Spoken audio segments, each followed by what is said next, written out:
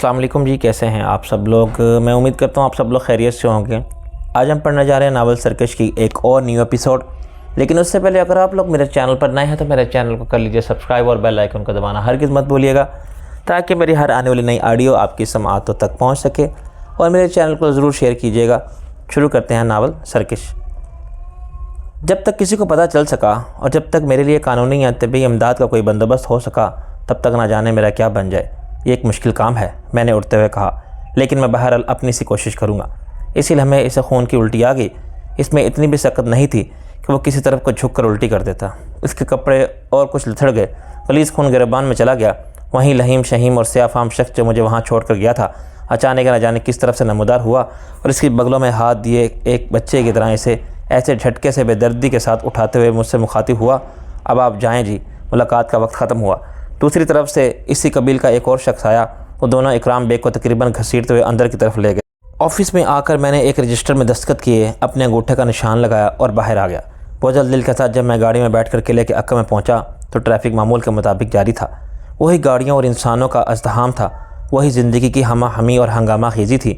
بلند و بالا قلعے کی بن پٹ کی چھوٹی چھوٹی نیم تاریک کھڑکیوں اور کائی زدہ دیواروں کی طرف کوئی آنکھ اٹھا کر بھی نہیں دیکھتا تھا، کیونکہ وہ روز نظر آنے والی مانوس چیزوں میں شامل تھا۔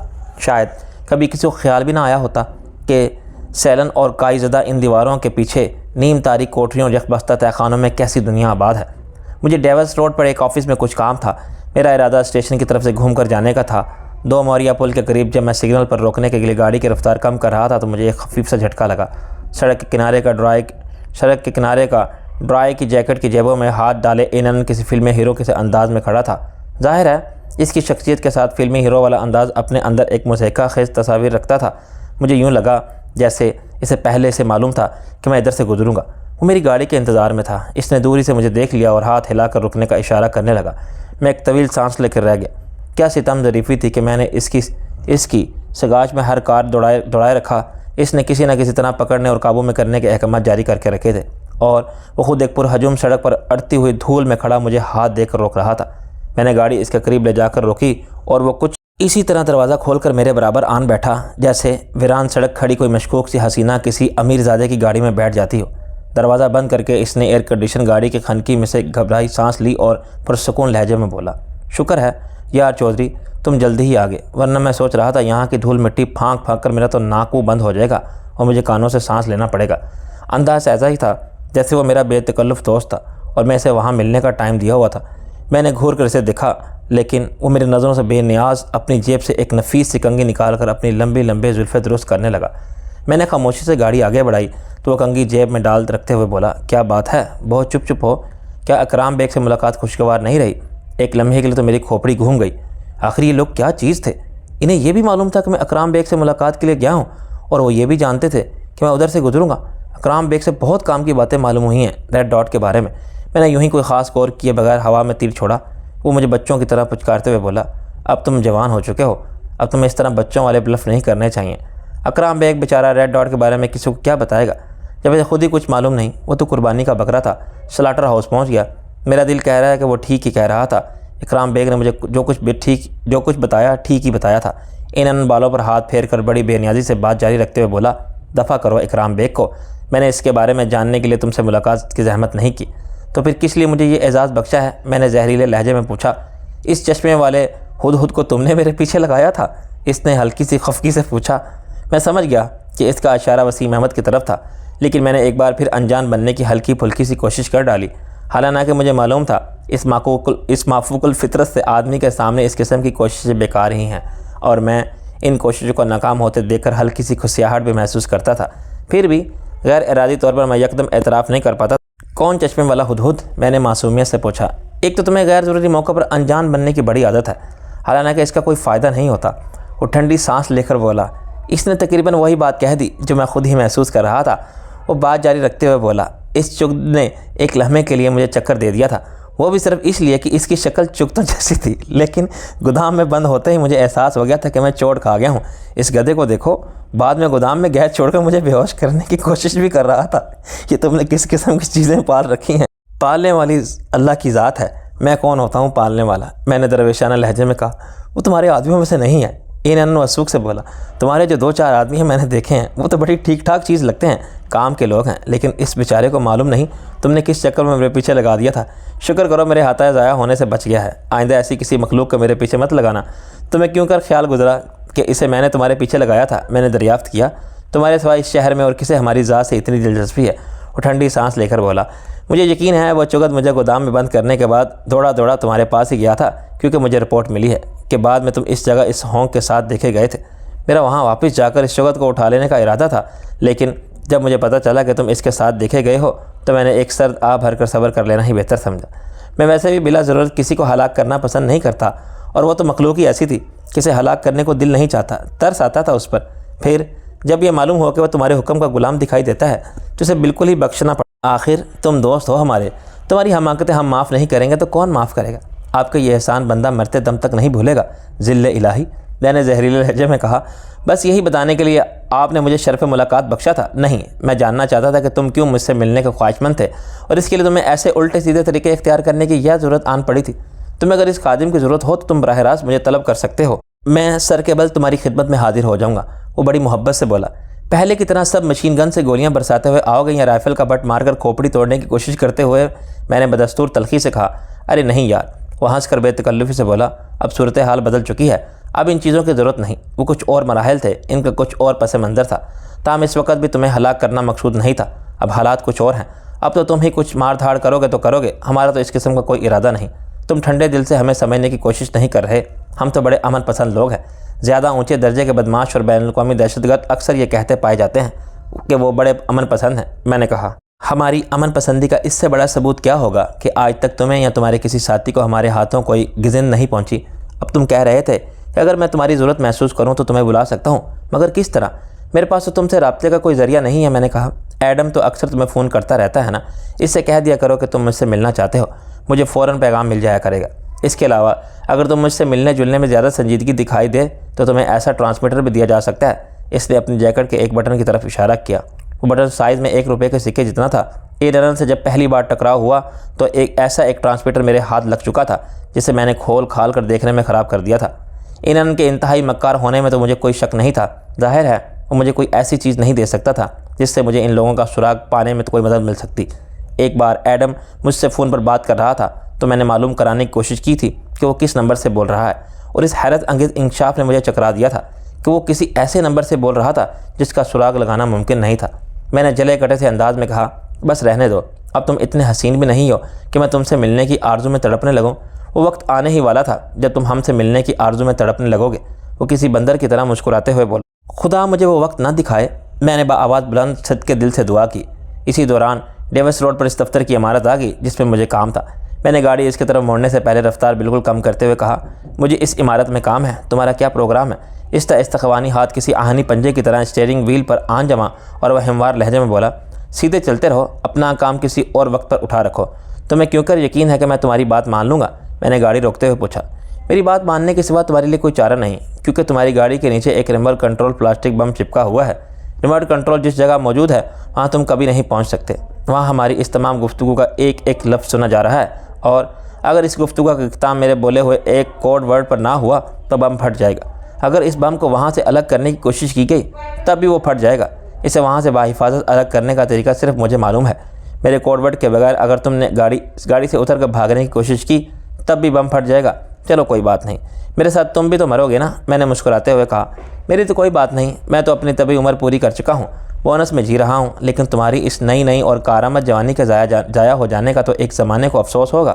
وہ مربیانہ لہجے میں بولا، اور اس بات کو اپنے بلف کی طرح مت سمجھنا۔ میں نے گاڑی آگے بڑھا دی۔ میں نے فیصلہ کیا تھا کہ رسک نہیں لینا چاہیے۔ ذرا آگے جا کر میں نے کہا تم لوگ الیکٹرانکس میں بہت آگے ہو، ہم ہر چیز میں بہت آگے ہیں۔ میل جول بڑھے گا تو تمہیں اندازہ ہو جائے گا کہ ہم تمہیں بھی بہت آگے لے جانا چاہتے ہیں، صرف تمہارا ذہن تھوڑا سا بدل جانے کا انتظار ہے۔ میں پہلے بھی کئی مرتبہ پوچھ چکا ہوں، آخر مجھے کہاں لے جانا چاہتے ہو؟ مجھے میرے حال پر کیوں نہیں چھوڑ دیتے؟ میں نے جھنجھلا کر پوچھا۔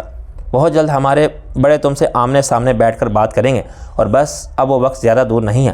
میں یہ باتیں کرنے کا مجاز نہیں ہوں اور مجھے کچھ زیادہ معلومات بھی نہیں ہے۔ تو پھر تم میری گاڑی میں سوار کیوں ہوئے؟ محض کچھ دیر بکواس کرنے کے لیے؟ میں نے جاننا چاہا۔ یہ بکواس نہیں، یہ سب ضروری باتیں ہوتی ہیں۔ وہ سنجیدگی سے بولا، مجھے تو حیرت ہو رہی ہے کہ اتنی فضول باتوں کے لیے تم نے اتنا اہتمام کرتے ہو۔ کہیں گاڑی کے نیچے ریموٹ کنٹرول بم لگانا اور کہیں کوڈ ورڈ طے کرنا۔ میں نے ترہم آمیز لہجے میں کہا، ہمارے لیے یہ تقریباً معمول کا کام ہے۔ وہ بے پرواہی سے بولا، تم سے ملتے وقت تھوڑی بہت احتیاط تو رکھنی پڑتی ہے۔ تمہارے بارے میں یہ اندازہ لگانا مشکل ہوتا ہے کہ کب تم کیا قرض گزرو۔ میری نقل و حرکت کے بارے میں باخبر رہنے کے لیے میرے خیال میں تم لوگ الیکٹرانکس سے ہی سب سے زیادہ مدد لیتے ہو۔ ہاں، مگر اس کے علاوہ بہت سے ذرائع ہیں۔ وہ بے نیازی سے بولا، ادھر موڑ لو۔ اس نے پی آئی اے کے آفس سے اپر مال کی طرف مڑنے کا اشارہ کیا۔ ارادے کیا ہیں؟ مجھے اغوا کرنا ہے؟ میں نے پوچھا۔ نہیں، وہ ہنس کر بولا۔ اس کی ہنسی میں بھی بندر کی خواہٹ کی جھلک تھی۔ تمہیں ہم بدقائمی ہوش و حواس اور جاگتی آنکھوں کے ساتھ اغوا کرنے کا خطرہ مول نہیں لے سکتے۔ ہمارے بھی نہ جانے کس آدمی کو لے بیٹھو اور خود کو بھی ہلاکت میں ڈال دو۔ پھر وہ تحسین آمیز لہجے میں بولا، تمہارے اعصاب کی مضبوطی کا تو میں شروع سے ہی قائل ہوں۔ اس وقت کچھ اور قائل ہوگی۔ تم ایک ایسی گاڑی میں سفر کر رہے ہو جس کے نیچے بہت طاقتور پلاسٹک بم فٹ ہے۔ تمہیں کوئی خوف یا بے چینی محسوس نہیں ہو رہی؟ خوف یا بے چینی کا کیا فائدہ؟ میں نے بے نیازی سے کو اوپر والے نے اگر موت لکھی ہوئی تو اس میں روک نہیں سکتا، اور پھر میرے ساتھ تم بھی تو ہو نا۔ اگر مرا تو تمہیں ساتھ لے کر ہی مروں گا، بس یہی روک دو۔ اچانک اس نے ایک جگہ سڑک کے کنارے موجود درختوں کی طرف اشارہ کرتے ہوئے کہا۔ میں نے گاڑی وہیں ملگجے اندھیرے میں روک دی۔ ایک لمحے کے لیے ہم دونوں بالکل ساکت بیٹھے رہے۔ صرف انجن کی نہایت ہلکی سی سرسراہٹ سنائی دیتی رہی۔ تم پر کیا فالج گر گیا ہے؟ بالآخر میں نے پوچھا۔ میرے الفاظ پر دھیان دیے بغیر بولا، میرون کلر کی ایک کرولا ہمارے تعاقب میں تھی، لیکن وہ آگے نکلی چلی گئی ہے اور غائب ہو چکی ہے، واپس بھی نہیں آئی، اور آگے جا کر بھی کہیں نہیں رکی۔ کیا اس میں تمہارا آدمی تھا؟ خطرات جوں بڑھ رہے تھے، میں نے حفاظتی انتظامات اتنے ہی کم کر دیے تھے۔ میں نے جواب دیا، میں نے اپنے آدمیوں کو اپنے تعاقب میں رہنے سے منع کر دیا ہے۔ بہت خوب، بالکل ٹھیک کیا تم نے، اس کا کوئی فائدہ نہیں تھا۔ اگر وہ میرون کرولا غائب ہو چکی ہے تو تمہیں سمجھ لینا چاہیے کہ وہ ہمارے تعاقب میں نہیں تھی۔ میں نے اسے تسلی دینے کی کوشش کی۔ میں بھی اب اس نتیجے پر پہنچا ہوں۔ وہ دروازہ کھولتے ہی بولا، میں اب تمہاری گاڑی کے نیچے گھس کر ہزار مہربانی پلاسٹک بم اتار دوں گا، لیکن اس دوران تم دور جا کر گن وغیرہ سے نقصان پہنچانے کی کوشش نہ کرنا، تم خود نقصان میں رہو گے۔ اس طرح کا ارادہ بھی مت کرنا۔ اگر تم گاڑی سے اترے تو بم اتارنے کا کام درمیان میں ہی چھوڑ دوں گا اور تمہارا خدا ہی حافظ ہوگا۔ وہ تو اب بھی ہے، میں نے بے پرواہی سے کہا۔ اس نے دروازہ کھولتے ہی کسی ناقابل فہم سی زبان میں چند الفاظ بولے، وہ غالباً اس کے کوڈ ورڈ تھے۔ پھر وہ اترا اور سانپ کی طرح گاڑی کے نیچے گھس گیا۔ کافی دیر تک وہ گاڑی کے نیچے سے نہ نکلا۔ یوں خالی بیٹھے بیٹھے مجھے تناؤ سا محسوس ہونے لگا۔ صورتحال مجھے کچھ مضحکہ خیز بھی لگ رہی تھی۔ میں کتنی سعادت مندی سے اینن کی ہدایات پر عمل کر رہا تھا، مجھے اپنے آپ پر ہنسی آ گئی۔ مجھے نہیں معلوم تھا کہ مجھے اس کی بات پر یقین کرنا چاہیے تھا یا نہیں، لیکن فی الحال اس کے سوا کوئی چارہ بھی نہیں تھا۔ اب میں اپنے آپ سے پوچھ رہا تھا، کہیں ایسا تو نہیں کہ وہ بم اتارنے کی بجائے در حقیقت اب بم نصب کر رہا ہو؟ پھر میں نے اپنے آپ کو پہلے کی طرح تن بتقدیر چھوڑ دیا اور کھڑکی سے سر نکال کر ذرا بلند آواز میں شگفتگی سے پوچھا، اینن تم زندہ بھی ہو یا فوت ہو چکے ہو؟ بے صبری مت کرو یار۔ اسی کی گھٹی گھٹی سی آواز سنائی دی۔ یہ بڑا نازک معاملہ ہے اور یہاں روشنی بھی نہیں ہے۔ میں نے منہ سے ٹارچ پکڑی ہوئی ہے۔ چند لمحے بعد بالآخر وہ گاڑی کے نیچے سے نکل آیا۔ اس کے ہاتھ میں چپٹا سا ایک مستطیل ڈبہ تھا جس کے ساتھ کچھ تاریں اور فیوز نما باریک سے چیز جھول رہی تھی۔ اب یہ بے ضرر ہو چکا ہے۔ وہ ڈبہ ہاتھ میں بلند کرتے ہوئے بولا۔ اس کا دوسرا ہاتھ پشت پر تھا۔ پھر اس نے وہ ڈبہ کچھ دور نشیب میں بہتی ہوئی نہر میں پھینک دیا، لیکن بم کے خطرے سے نجات پاتے ہی کوئی الٹی سیدھی حرکت کرنے پر مت تل جانا۔ وہ فوراً ہی پیچھے کیا ہوا، ہاتھ سامنے لاتے ہوئے بولا۔ اس ہاتھ میں عجیب سی ساخت کا ایک ریوالور تھا جس کی نال بہت موٹی تھی۔ بڑی خوفناک گن ہے یہ۔ اس کی گولی جسم میں بالش بھر چوڑا سوراخ کر دیتی ہے۔ گولی چھو کر بھی گزر جائے تو موت یقینی ہو جاتی ہے۔ وہ سرسری سے لہجے میں بولا۔ میں ساکت کھڑا رہا۔ یوں ہی اس نے ڈبہ نہر میں پھینکا تھا، مجھے بلا شبہ ایک سانحے کے لیے خیال آیا تھا کہ مجھے کچھ کرنا چاہیے، لیکن اس فتنے سے کسی کچے پن کی توقع نہیں رکھی جا سکتی تھی۔ اسی اسنا میں مجھے درختوں کے عقب سے ایک شخص جھولتا ہوا سا اپنی طرف آتا دکھائی دیا۔ ہیولے سے وہ دبلا پتلا ہی معلوم ہوتا تھا۔ درختوں کے عقب میں ڈھلوان کچی زمین تھی جو سرسبز گھاس سے ڈھکی ہوئی تھی۔ اس مختصر سی ڈھلان پر چڑھ کر وہ سڑک کے کنارے آ گیا اور کچی مٹی پر چلتا ہوا بے پرواہی سے سیٹی بجاتا ہوا ہماری طرف آنے لگا۔ اب میں ان سے ذرا صاف طور پر دیکھ سکتا تھا۔ اس کے دونوں ہاتھ پتلون کی جیبوں میں تھے، سر پر فلیٹ ہیڈ تھا اور آنکھوں پر کچھ ایسا ابھرا ہوا سا تاریک چشمہ تھا جسے کولو کے بیل کی آنکھوں پر کھوپے چڑھے ہوں۔ پتلی اور لٹکی ہوئی فماک چوکٹ مونچھیں تھیں، انہی سے میل کھاتی پتلی اور نوکیلی سی داڑھی تھی جو صرف تھوڑی تک محدود تھی۔ وہ سیاہ جیکٹ اور پتلون میں تھا، بغل میں چھری دبی ہوئی تھی، جیسے عموماً پرانے زمانے میں شرفا چہل قدمی کے لیے جاتے وقت بغل میں دبا لیتے تھے، حالانکہ چلتے وقت اس سے سہارا لینا مقصود نہیں ہوتا تھا۔ مجموعی طور پر وہ پرانی فلموں کا جوک کریا کامیڈین ہی معلوم ہو رہا تھا۔ اینن نے اسے آتے دیکھ کر گن جیب میں ڈال لی، لیکن اس کا ہاتھ بھی اس کے ساتھ ہی جیب میں رہا۔ جوکر نما اس شخص کے ہونٹوں کے گوشے میں سگریٹ جھول رہی تھی جو سلگی ہوئی نہیں تھی۔ مجھے حیرت تھی کہ وہ سیٹی کس طرح بجا رہا تھا۔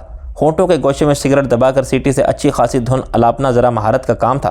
اینن شک زدہ سی نظروں سے اس کی طرف دیکھ رہا تھا، لیکن مجھے معلوم تھا کہ وہ میری طرف سے بھی غافل نہیں تھا۔ میں یقیناً اس کی جیب میں موجودہ گن کی زور پر تھا۔ قریب آ کر جوکر نما شخص رک گیا اور خواہ مخواہ باتیں پھیلاتے ہوئے بولا، ماچس ہوگی آپ کے پاس؟ اس کی آواز عجیب سی تھی، کچھ بیٹھی سی، کچھ پھٹی پھٹی سی۔ میری جیب میں لائٹر موجود تھا، حالانکہ میں سگریٹ نہیں پیتا تھا، لیکن میں نے لائٹر نکالنے کے لیے جیب میں ہاتھ نہیں ڈالا۔ مبادہ یہ نہ سمجھ لے کہ میں گن نکالنے لگا ہوں۔ معاف کیجیے گا، میں سگریٹ نہیں پیتا، میں نے شائستگی سے کہا۔ اور میں بھی، انہوں نے فوراً کہا، لیکن دوسروں کی سگریٹ سلگانے کا بندوبست رکھتا ہوں۔ اس نے وہی بات کی تھی جو کبھی کبھار میں بھی کرتا تھا۔ اس نے بائیں ہاتھ جیب سے ایک خوبصورت لائٹر نکالا، اجنبی کی سگریٹ کو شعلہ دکھایا۔ میرے لیے اندازہ کرنا مشکل نہیں تھا کہ اس کا اصل مقصد سگریٹ سلگانا نہیں، اجنبی کے چہرے کا روشنی میں جائزہ لینا تھا۔ نہایت آہستگی سے وہ مجھ سے مزید ایک قدم دور کھسک گیا تاکہ ایک ہی گن سے ہم دونوں کو کور کر سکے، تاہم گن ابھی تک اس کی جیب میں ہی تھی۔ اجنبی کی سگریٹ سلگانے کے بعد اس نے لائٹر بجھاتے ہوئے بڑے شگفتہ لہجے میں کہا، بہت ہی گھٹیا قسم کا میک اپ ہے تمہارا۔ میں بھی دیکھ چکا ہوں کہ اجنبی کی داڑھی مونچھیں اور گال پر موٹا سا مسار وغیرہ نکلی تھا، لیکن میں نے فی الحال خاموش رہنا ہی بہتر سمجھا تھا۔ صرف یہی نہیں، ہیٹ اور عجیب سا تاریک چشمہ بھی تھا۔ کچھ صحیح اندازہ نہیں ہو پا رہا تھا کہ ان چیزوں کے بغیر اس کی صورت کیسی ہوگی۔ وہ اگر اینن کی بات کو جھٹلانے کی کوشش کرتا تو اس کا مشکوک قرار پانا یقینی ہو جاتا، لیکن اس نے پہلے کی طرح باتیں پھیلا دیں اور ذرا بھی چونکے یا نروس ہوئے بغیر اس بیٹھی سی آواز میں بولا، خیر ہو آپ کی۔ اس کی آواز کچھ ایسی تھی جیسی عام طور پر ان لوگوں کی ہو جاتی ہے جنہیں زیادہ چیخ کر بولنا پڑتا ہے۔ دوسرے ہی لمحے اس کے تاثرات بدل گئے۔ سگریٹ کا ایک کش لگا کر بے حد غمناک سے لہجے میں بولا، آپ تو خیر خاص ہے جہاں دیدہ اور معزز سے لوگ معلوم ہوتے ہیں۔ میرے میک اپ کو تو اگر دن میں 10 سال کا بچہ بھی دیکھ لے تو وہ بھی پہچان لیتا ہے کہ یہ چیزیں نکلی ہیں۔ انہوں لائٹر جیب میں رکھ کر چکا تھا۔ بائیں ہاتھ سے یکدم وہ اجنبی کا بازو پکڑتے ہوئے پھنکارا، کون ہو تم؟ مجھے اندازہ تھا کہ اس کی گرفت میں اجنبی کے بازو کا کیا حال ہوگا۔ اجنبی یکدم سہم گیا۔ وہ گھیائی ہوئی سی آواز میں بولا، مائی باپ، آپ ایک دم کیوں غصے میں آ گئے؟ آپ کو کوئی غلط فہمی ہوئی نہیں ہے۔ میں تو خود آپ کو یہی بتانے لگا تھا کہ میں کون ہوں۔ حضور، آپ کے بچے جئیں، میں تو تھیٹر کا ایک معمولی سا 20 روپے دہاڑی والا ایکٹر ہوں۔ اب مجھے احساس ہوا تھا کہ واقعی اس کی آواز اور لب و لہجہ تھیٹر کے روایتی سے ایکٹر والا ہی تھا۔ وہ تقریباً گڑ گڑاتے ہوئے بولا، سر جی، میں تو آپ کی تھوڑی سی ہمدردی حاصل کرنے کے لیے رکا، آپ تو الٹا مجھ پہ گرم ہونے لگے۔ تھیٹر کے ایکٹر نکلی داڑھی مچھے لگائے سڑکوں پر نہیں پھرتے، انہوں غرایا، لیکن اب اس کے لہجے میں پہلے جیسی غصہ نہیں تھا۔ یہی تو میں آپ کو بتانے لگا تھا جناب علی، میں تو آپ کو آپ کی مظلومیت کی کہانی سنانا چاہتا تھا۔ وہ رو دینے والی آواز میں بولا، ہمارے پاس کہانی سننے کا ٹائم نہیں ہے، مختصر بات کرو، انہوں نے حکم دیا، اور ساتھ ہی اس کی جیبیں وغیرہ تھپ تھپائے دیکھتے۔ کیا واقعی تمہارے پاس کوئی ہتھیار نہیں ہے؟ ہتھیار؟ اجنبی کراہ کر بولا، گویا اس کی سمجھ میں نہ آیا ہو کہ اس بات پر ہنسنے یا روئے۔ باؤ جی، میری جیب میں روپیہ کھانے کو پیسے نہیں ہیں، آپ ہتھیار کی بات کر رہے ہو؟ جن کی جیب میں روٹی کھانے کے لیے پیسے نہیں ہوتے وہ کبھی کبھار بھی ہتھیار اٹھا لیا کرتے ہیں، انہوں نے بولا۔ اب اس کے لہجے میں سختی نہیں رہی تھی۔ یہی تو میں آپ کو بتانے لگا تھا جی، ہم جیسے بیکار لوگوں کو اس کا بھی حوصلہ نہیں ہوتا۔ وہ اب گویا کچھ سنبھلتے ہوئے بولا، 5 سال ہو گئے ہیں جی تھیٹر کی فن کی خدمت کرتے ہوئے، ابھی تک 4-6 لائنوں والے رول ملتے ہیں، اور ان کے لیے بھی بعض اوقات میک اپ مین کو ہمارا تو گیٹ اپ کرنے کا بھی وقت نہیں ملتا۔ جس ڈرامے کی کاسٹ ذرا لمبی ہو، اس میں میک اپ مین بڑے آرام سے کہہ دیتا ہے، یار ٹلو بادشاہ، تم تو گھر سے ہی کوئی بھی داڑھی مونچھ لگا کر آ جانا، تمہاری طرف کون سا کسی نے دیکھنا ہے۔ چنانچہ جناب، اگر ایسا ہی کرنا پڑتا ہے۔ پھر وہ اپنی فومانچو کٹ مونچھ درست کرتے ہوئے بولا، اس کا آج کل جو آرٹس کونسل میں ڈرامہ چل رہا تھا نا، 6 متوالے، اس کی کاسٹ پوری بارات جتنی لمبی ہے۔ میں اس میں تھانے دار کا رول کر رہا ہوں، 4 لائن کا رول ہے۔ اب ذرا ملاحظہ فرمائیے، یہ داڑھی مونچھیں میں تھانے دار کے رول کے لیے لگا کر جا رہا ہوں۔ تھانے داروں کی ایسی مونچھیں یا ایسی داڑھی آپ نے کبھی دیکھی ہے؟ لیکن میں کیا کروں، گھر میں کوئی باروب قسم کی داڑھی مونچھیں موجود ہی نہیں تھی۔ میں نے سوچا چلو یہی لگا لو، اچھی کامیڈی ہی پیدا ہو جائے گی۔ شکر ہے وردی تو پروڈکشن والوں سے مل جاتی ہے۔ پھر اچانک اسے جیسے خیال آیا اور وہ ذرا چونک کر امید بھرے لہجے میں بولا، آپ لوگوں نے دیکھا ہے یہ ڈرامہ 6 متوالے؟ میرے رول ہے تو 4 لائن ہے، لیکن بڑی جان ہے اس میں۔ نہیں بچے، ہمارے پاس ڈرامے اور مسخروں کی اچھل کود وغیرہ دیکھنے کے لیے وقت نہیں ہے۔ انہوں نے اس کا بازو چھوڑ دیا اور وہ اسے سہلانے لگا۔ اگر آپ پسند فرمائیں اور میرے ساتھ چلیں تو میں 2 پاس آپ کی خدمت میں پیش کر سکتا ہوں۔ مجھے ذرا آپ کی گاڑی میں فٹ مل جائے گی، ورنہ ابھی مجھے مال تک پیدل جا کر کسی سے لفٹ لینی پڑے گی۔ اب چلے اپنا کام کر، انہوں نے اسے دھکا دیا۔ واہ میرے مولا، وہ آسمان کی طرف دیکھ کر فریادی سے انداز میں بولا، ہم نے کبھی سوچا بھی نہیں تھا کہ کسی زمانے میں فنکاروں کی یہ بے قدری ہوگی۔ وہ ٹھنڈی سانس لے کر چھڑی لہراتا آگے چل دیا، لیکن دوسرے ہی لمحے پھر پلٹ پڑا۔ معاف کیجیے گا، باتوں باتوں میں سگریٹ ہی بجھ گئی، ذرا پھر زحمت کیجیے گا۔ اس نے بجھی ہوئی سگریٹ دکھائی۔ انہوں نے غالباً اسے ڈانٹ کر بھگانے کا ارادہ کیا، لیکن پھر ہونٹ بھینچ کر جیب میں ہاتھ ڈالا۔ میں دیکھ رہا تھا کہ اب وہ اسٹریٹ آرٹسٹ کی طرف سے بالکل بے پرواہ ہو چکا تھا۔ اس کی زیادہ توجہ صرف مجھ پر ہی تھی، لیکن یہ میں بھی نہیں دیکھ سکا کہ کب اسٹیج آرٹسٹ کا ہاتھ بجلی کی طرح حرکت میں آیا اور دوسرے ہی لمحے اینن پٹ سے زمین پر پڑا تھا۔ اسٹیج آرٹسٹ نے ہاتھ میں پکڑی ہوئی چھڑی اتنی پھرتی سے اس کے سر پر رسید کی تھی کہ میری آنکھیں بھی صحیح طور پر اس حرکت کو نہیں دیکھ سکی تھی۔ اس حرکت کا رد عمل بھی میرے لیے ناقابل یقین تھا۔ میرے خیال میں اگر اینن کی کھوپڑی پر چھڑی زیادہ زور سے رسید کی جاتی تو چھڑی ٹوٹ جانی تھی اور اینن کو زیادہ سے زیادہ کچھ لڑکھڑا جانا چاہیے تھا۔ اس کا یوں پر سے گر جانا میرے لیے ناقابل فہم تھا۔ میں تو خود یہ سوچ کر اب اس پر کچا ہاتھ نہیں ڈالتا تھا کہ اس سخت جان مخلوق پر اگر کوئی وار کیا جائے تو وہ پوری طرح کارگر ہونا چاہیے تھا۔ کمال کر دیا تم نے وسیم احمد، میں نے تحسین آمیز لہجے میں کہا۔ میں تو سوچ بھی نہیں سکتا تھا کہ تم ایسا نپاتلا وار کر سکتے ہو، اور وہ بھی اینن پر۔ تو آپ نے مجھے پہچان لیا؟ وہ اپنے بہرو پہ مسکراتے ہوئے بولا۔ ہاں، میں نے اپنی حیرت کو چھپاتے ہوئے پرسکون لہجے میں کہا تھا۔ پہلے تو نہیں پہچانا تھا، لیکن جب تم آگے روانہ ہوئے تو اپنی اصل چال چلنے لگے۔ میں نے تمہاری چال سے تمہیں پہچانا، لیکن ان چند معمولی سی چیزوں نے واقعی تمہاری صورت یکسر تبدیل کر کے رکھ دی۔ آواز بھی تم نے بڑی عمدگی سے بدل لی تھی، لیکن سب سے زیادہ میں تمہارے نفسیاتی حربے سے متاثر ہوا ہوں۔ تم نے کمال یہ کیا کہ ایسی معمولی چیزوں سے بدل لی جو صاف طور پر نقلی نظر آ جائیں، اور فوراً اس بات کو تسلیم بھی کر لیا۔ کہانی بھی اچھی گھڑی اور لہجے میں بھی کمال کا اعتماد تھا۔ اگر تمہارا میک زیادہ عمدہ ہوتا تو تم زیادہ چالاک بننے کی کوشش کرتے تو تمہاری ایک نہ چلتی۔ تم نے اپنی اصل شکل کی طرف توجہ جانے ہی نہیں دی۔ بعض اوقات سادہ ترین طریقہ کار ہی عمدہ ترین طریقہ کار ہوتا ہے۔ معلوم نہیں سر، وہ شرمیلے سے لہجے میں بولا۔ میں تو زیادہ باریکیوں سے واقف نہیں ہوں۔ میں نے تو اس لیے ان چیزوں کی مدد لی کہ میرے پاس ان کے سوا کچھ تھا ہی نہیں۔ احتیاطاً اپنے ساتھ صرف یہی لیے پھر رہا ہوں۔ گاڑی بھی ایک دوست کی لی ہوئی ہے، کیونکہ یہ بندر کا بچہ میری گاڑی پہچاننے لگا تھا۔ اگر میں اس کا تعاقب کرتا تو یہ فوراً کھٹک جاتا۔ کھٹک تو اب بھی گیا تھا، لیکن تم نے اچھا کیا کہ بہت آگے نکل گئے۔ اس کی نظروں سے اوجھل ہو گئے۔ میں نے کہا، میں نے تو اتنی احتیاط کی کہ واپس بھی اس کی گاڑی میں نہیں آیا، لفٹ لے کر آیا ہوں اور خاصی دور سے آپ کو دیکھ کر باقی فاصلہ پیدل طے کیا ہے۔ تم ٹپک کہاں سے پڑے؟ میں نے پوچھا۔ جب سے یہ میرے ہاتھ آ کر نکل گیا تھا میرا ذہن اسی میں پھنسا ہوا تھا۔ میں تو پاگل سا ہو گیا تھا، شہر میں مارا پھر رہا تھا۔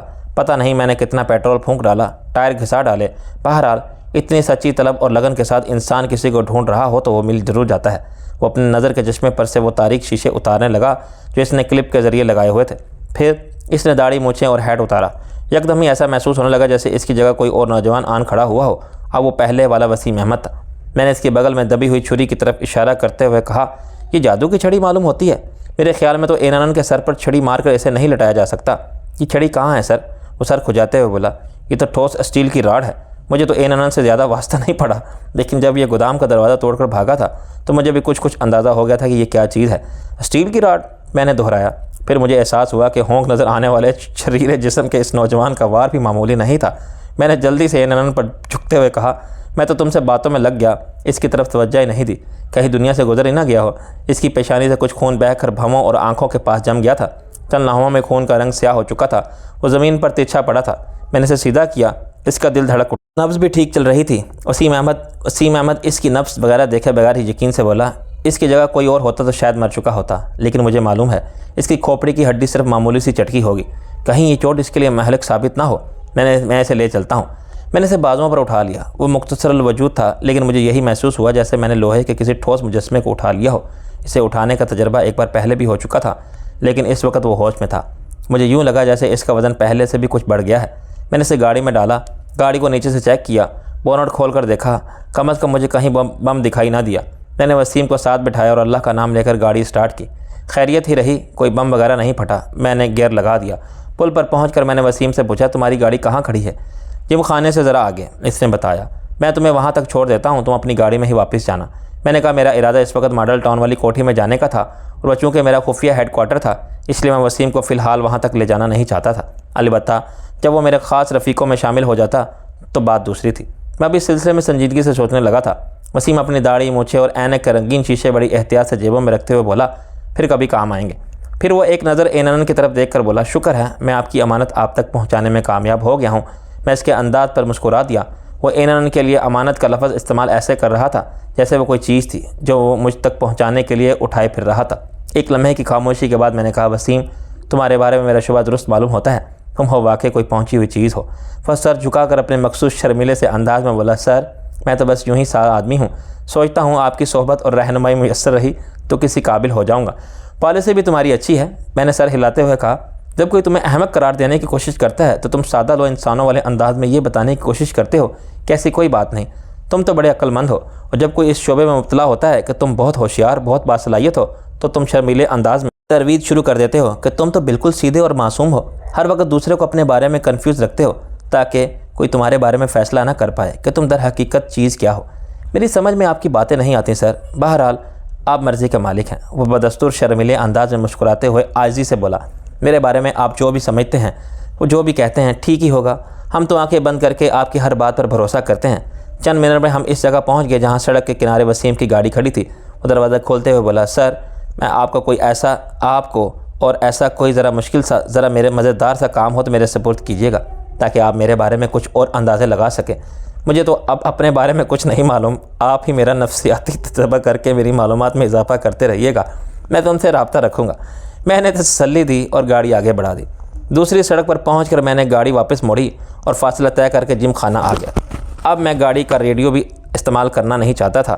میں نے جم خانہ سے فون پر ٹونی سے رابطہ کیا اور اسے فوراً جم خانہ پہنچنے کی ہدایت فون کر کے میں واپس پارکنگ لاٹ میں گاڑی میں آ بیٹھا۔ ڈرائیونگ سیٹ پر ہی تھا لیکن میری نظر پچھلی سیٹ پر تھی جہاں سے اینن کو لٹایا ہوا تھا۔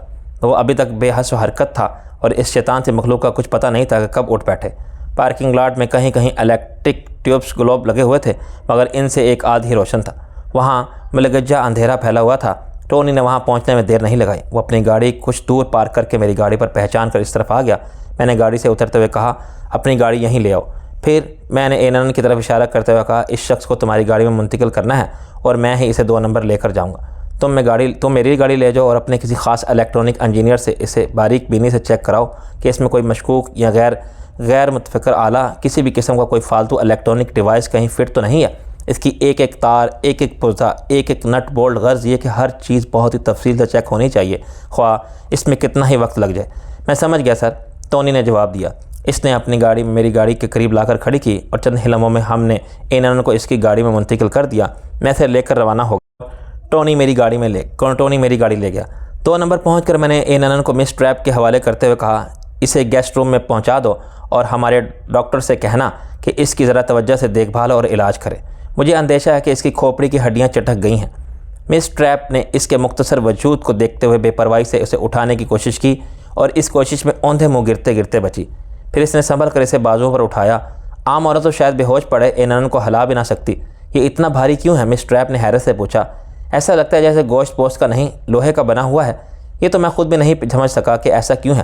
میں نے ٹھنڈی سانس لے کر کہا، یہ بڑی عجوبہ روزگار قسم کے مخلوق ہے۔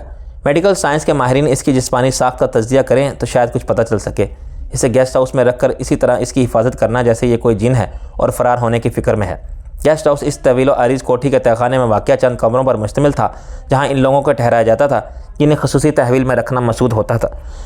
وہاں سے فرار ہونے میں کامیاب ہونا کسی کے لیے تقریباً ناممکن ہی تھا۔ ہر طرح کے حفاظتی انتظامات موجود تھے۔ اگر کوئی ان حفاظتی انتظامات کے باوجود گیسٹ ہاؤس سے فرار ہونے میں اس حد تک کامیاب ہو جاتا کہ کمروں اور راہداریوں سے نکل کر آتا، تب بھی وہ طے خانے سے باہر آنے کا راستہ تلاش نہیں کر سکتا تھا۔ وہ اسٹیل اور کنکریٹ کی بہت بڑی قبر تھی جس میں ہر قسم کی آسائشیں موجود تھیں اور وقت پڑنے پر اذیتوں میں بھی تبدیل ہو سکتی تھیں۔ جہاں قدم قدم پر مختلف میکانزم موجود تھے، کچھ فرائض انجام دینے کے لیے وہاں 2-3 افراد بھی موجود رہتے تھے۔ وہ کمانڈو تھے۔ اس ٹریپ کے تہ خانے کی طرف جاتے ہی میں وہاں سے لوٹ آیا۔ گھر آ کر میں نے سونے کے لیے لیٹ گیا۔ لاشعوری طور پر مجھے ایڈم کے فون کا انتظار تھا۔ میرا خیال تھا کہ ان لوگوں کو اینن کی گمشدگی سے آگاہ ہونے میں زیادہ دیر نہیں لگے گی۔ پہلے تو عموماً ریڈ ڈاٹ سے متعلق کسی بھی واقعے سے کچھ دیر بعد ہی ایڈم کا فون آ جاتا، لیکن اس رات بہت دیر تک انتظار کرنے کے باوجود فون نہیں آیا۔ حالانکہ میرا خیال تھا اینن کا میرے ہتھے چڑھ جانا ریڈ ڈاٹ کے لیے کافی اہم واقعہ ہوگا۔ انتظار کرتے کرتے بالآخر میں سو گیا۔ دوسرے رات میں معمول کے مطابق تیار ہو کر آفس گیا۔ آفس میں ہی ٹونی کا فون آیا۔ اس نے بتایا کہ گاڑی کا معائنہ جاری ہے۔ اس میں ابھی تک کوئی مشکوک چیز یا الیکٹرانک ڈیوائس نہیں ملا تھا۔ اس کا خیال تھا کہ شام تک معائنہ مکمل ہو جائے گا۔ میں نے گاڑی میں آلٹریشن کرا کے جو چند چیزیں اپنی ضرورت اور آڑے وقتوں کے استعمال کے لیے فٹ کر رکھی تھی، ان کا بھی معائنہ ہونا تھا۔ آفس میں ہی دوپہر کے قریب مس ٹریپ کا فون آیا۔ اس نے بتایا کہ اینن کو ہوش آ گیا تھا، لیکن اس کی حالت کچھ عجیب سی تھی۔ وہ کچھ بول نہیں رہا تھا، بس خالی نظروں سے ادھر ادھر دیکھ رہا تھا۔ کس بات کا جواب نہیں دے رہا تھا۔ ہمارے ڈاکٹر نے بتایا تھا کہ دماغی چوٹ آنے کے بعد اس قسم کی کیفیت غیر متوقع نہیں تھی۔ یہ عارضی بھی تو ہو سکتی ہے اور مستقبل دماغی چوٹ کے بعض لوگ ہمیشہ کے لیے یادداشت کھو بیٹھتے ہیں جس کے بنیاد پر ہمارے ہاں نہ جانے کتنی فلموں کی کہانیاں لکھی گئی ہیں۔ ڈاکٹر نے اسے مزید دوائیں وغیرہ دے کر سلا دیا تھا۔ میں نے دل ہی دل میں دعا دی کہ اس کی یادداشت مستقل طور پر غائب نہ ہو، کہیں میری ساری تگ و دو اور بے چارے وسیم کی محنت ضائع ہو چلے۔ اس روز بھی ایڈم کا فون نہیں آیا۔ شام کو میں گھر چلا گیا، لباس تبدیل کیا اور اس کے بعد ڈائننگ روم میں بیٹھا کافی پی رہا تھا کہ ملازم نے ایک بڑا سا ڈبل وزٹنگ کارڈ لا کر دیا۔ کارڈ ملک ریاض راہی کا تھا، جس کی چاروں سائڈ چھپی ہوئی تھیں۔ اس کے نام کے ساتھ اس کی پارٹی میں اس کا عہدہ اور نہ جانے کس قسم انجمن اور اس کے کتنے عہدے درج تھے۔ کارڈ طارق خان نے میرے پاس بھجوایا تھا۔ ابھی میں اسے الٹ پلٹ کر دیکھ ہی رہا تھا کہ انٹرکام کا بزر بجا۔ گیسٹ ہاؤس سے طارق خان ہی بول رہا تھا، سر یہ آدمی جس کا میں نے کارڈ بھجوایا ہے ایک چھوٹے موٹے جلوس کی شکل میں آیا ہے۔ ایک لینڈ کروزر اور ایک مرسڈیز آدمیوں سے بھری ہوئی ہے۔ کل 10 آدمی ہیں، جن میں سے 4 تو شکلوں سے ہی ڈاکو لگ رہے ہیں۔ ان کے پاس 7mm کی رائفلیں بھی ہیں۔ ملک ریاض راہی کا کہنا ہے کہ وہ آپ کا دوست ہے اور آپ کو کسی تقریب کی دعوت دینے آیا ہے۔ انہیں ڈرائنگ روم میں بھیج دو۔ میں نے ہنس کر کہا، ایک ملاقات میں اسے دوستی کا دعویٰ ہو گیا۔ جہاں تک زیادہ آدمیوں اور اسلحے کا تعلق ہے تو بعض ملاقاتوں کے لیے جانے کیا ان لوگوں کا یہی سٹائل ہوتا ہے؟ ان کا اسلحہ گیٹ پر ہی رکھوا لینا۔ طارق خان نے پوچھا، نہیں، برا منا جائیں گے، آنے دو، بس ویسے ہی ذرا الرٹ رہتا۔ میں نے کہا، میں نے ہال میں آ کر کھڑکی سے شیشے سے باہر دیکھا